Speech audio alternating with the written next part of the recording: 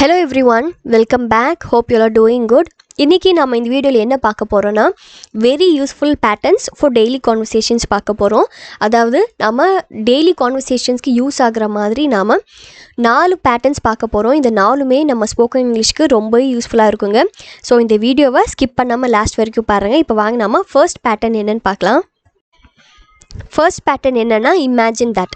Imagine that அப்படின்னா நம்ம தமிழில் அப்படின்னு வச்சுக்கலாம் ஆர் அப்படின்னு கற்பனை செஞ்சு பாருங்கள் இந்த மாதிரி நம்ம சொல்வோம் இல்லைங்க. ஸோ அப்போ வந்து இங்கிலீஷில் நம்ம இமேஜின் தட் அப்படிங்கிற இந்த ஃப்ரேஸ் யூஸ் பண்ணுங்க.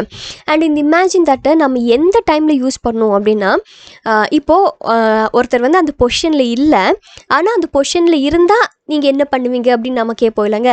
ஸோ அந்த டைமில் இமேஜின் தட் யூஸ் பண்ணலாம். ஃபார் எக்ஸாம்பிளுக்கு வந்து இப்போ ஒருத்தர் வந்து ஒரு போயட் இல்லை, ஆனால் நீங்கள் போயட்டாக இருந்தால் நீங்கள் என்ன கவிதை ஃபஸ்ட் எழுதுவீங்க?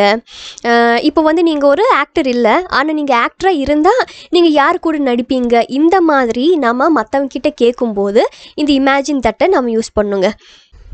இப்போ கொஞ்சம் எக்ஸாம்பிள் சென்டென்சஸ் பார்க்கலாம் வாங்க, உங்களுக்கு இன்னும் கொஞ்சம் கிளியராக புரியும். இப்போ ஃபர்ஸ்ட் எக்ஸாம்பிள் என்ன அப்படின்னா, நீங்கள் அமெரிக்கா ஜனாதிபதி என்று வைத்துக்கொள்வோம். ஃபார் எக்ஸாம்பிளுக்கு வந்து நீங்கள் உங்கள் ஃப்ரெண்ட்கிட்ட சொல்வீங்க, நீ வந்து அமெரிக்கா பிரசிடெண்ட் அப்படின்னு வச்சுக்கலாம். அப்போது நீ வந்து உன்னோட ஃபர்ஸ்ட் ஸ்டெப் என்னவா இருக்கும், உன்னோட ஃபர்ஸ்ட் பிளான் என்னவா இருக்கும் அப்படின்னு நம்ம கேஷுவலாக பேசுவோம் இல்லைங்க. ஸோ அந்த டைமில் நீ அமெரிக்கா ஜனாதிபதி அப்படின்னு வச்சுக்கலாம் அப்படின்னு நம்ம சொல்வோம் இல்லைங்க.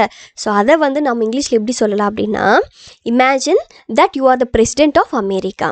Imagine that you are the president of America அப்படின்னு சொல்லணுங்க. ஓகே, வாங்க நம்ம செகண்ட் சென்டென்ஸ் என்னன்னு பார்க்கலாம்.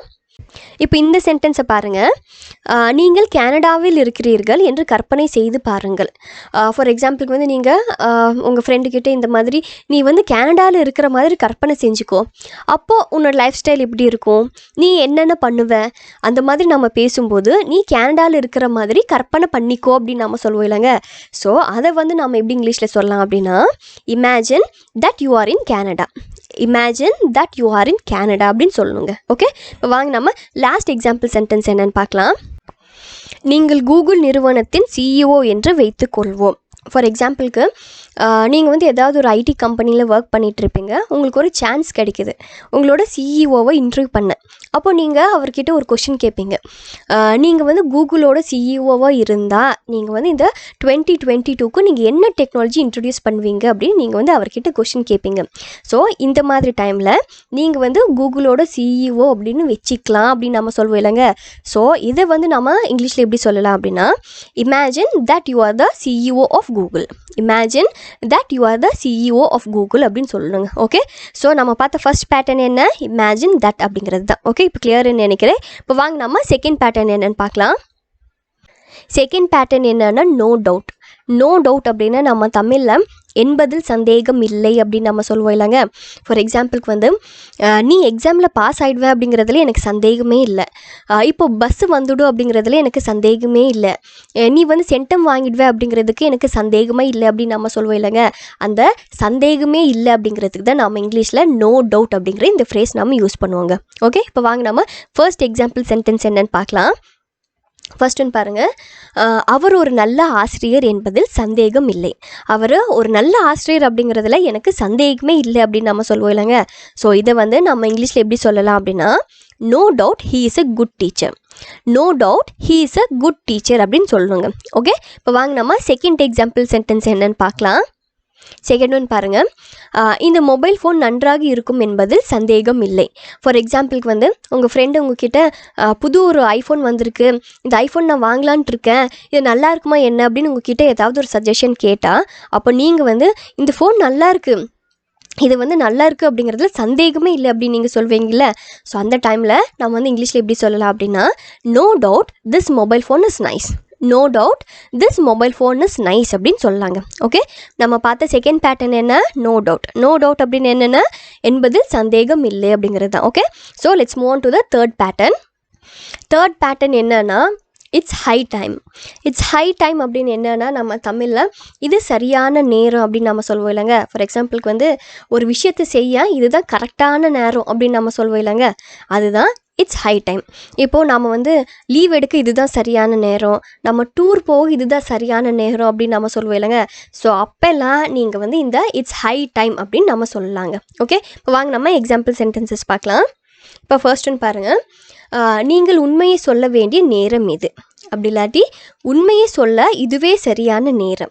ஸோ இந்த சென்டென்ஸை நம்ம எப்படி சொல்லலாம் அப்படின்னா, it's high time you should tell the truth. It's high time you should tell the truth அப்படின்னு சொல்லணுங்க.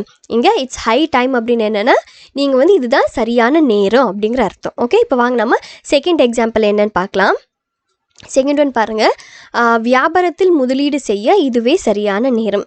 அதாவது பிஸ்னஸில் இன்வெஸ்ட் பண்ணால் இதுதான் சரியான நேரம் அப்படிங்கிற இந்த சென்டென்ஸை நம்ம எப்படி சொல்லலாம், it's high time you should invest in business.